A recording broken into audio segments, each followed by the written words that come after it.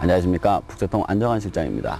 오늘은 황석영 씨의 개밥바라기 별이라는 책을 소개해 드리겠습니다.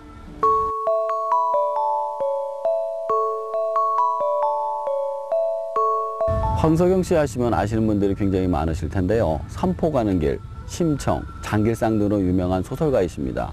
이번에 이 소설은 자신의 과거 경험을 살려가지고 만든 그런 책이 되겠습니다.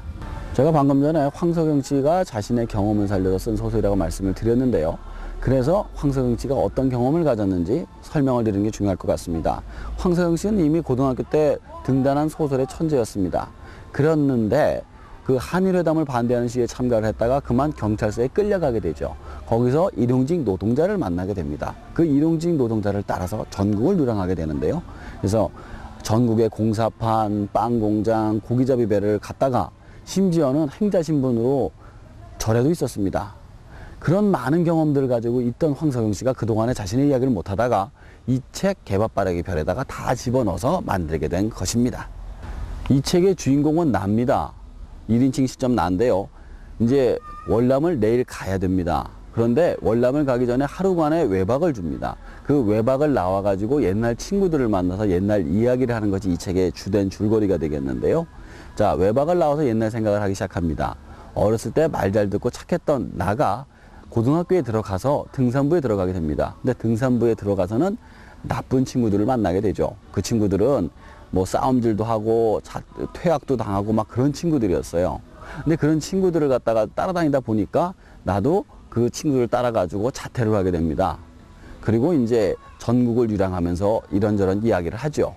그리고 나서 이제 그 이야기가 끝나고 다시 부대에 복귀한다는 것이 주된 줄거리가 되겠습니다.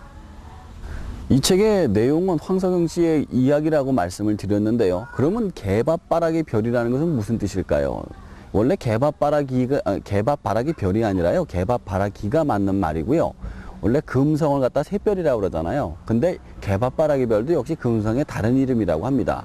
이 새별이 새벽녘에 마지막까지 빛나고 있는 별이라고 하면 개밥바라기는 저녁 무렵에 개가 배가 고플 때쯤에 뜨는 별이다 해가지고 개밥바라기라고 불린다고 하네요. 책 속에서는 미래에 대한 어떤 청춘의 미래에 대한 알 수 없는 그런 희망이라든가 공포 이런 걸 뜻한다고 합니다. 제가 책 속에서 굉장히 재밌게 본 부분이 있는데요. 그것은 바로 주인공이 자퇴서를 내는 부분이었습니다. 근데 자퇴서의 내용이 굉장히 맹랑해요. 이런 겁니다. 예를 들면은 저는 학교를 자퇴하려고 합니다. 그 이유는 그겁니다. 많은 학생들이 똑같은 목표를 가지고 성적을 내가지고 고통을 받고 있습니다. 하지만 이 고통을 겪지 않으면 성장할 수가 없는 제도로 되어 있습니다. 왜냐하면 학교를 다니지 않으면 우리는 좋은 직장이나 직업을 가질 수가 없기 때문입니다. 이것은 악법입니다. 그럼에도 불구하고 학교는 이 악법을 이용해서 학생들을 괴롭히고 있습니다. 저는 이러한 법을 피해가고자 합니다. 저는 저의 길을 가고자 하기 때문에 학교를 자퇴하고자 합니다. 라는 내용이 나오는데요. 근데 결국 자기가 아는 친구 따라가려고 얘기를 한 거죠.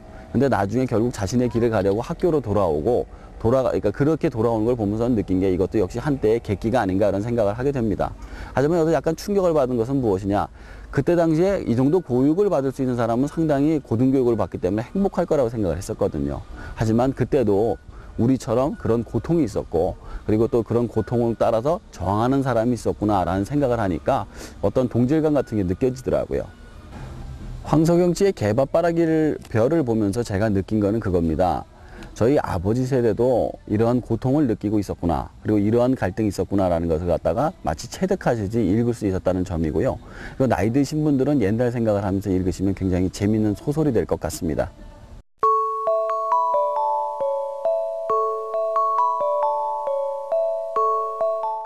오늘의 추천 도서는 어린이를 위한 환경보고서 물이 되겠습니다. 물에 관한 충격적인 이야기들, 그리고 어떻게 해야지 물을 아껴 쓰고 보호할 수 있는지가 나온 그런 책이 되겠습니다.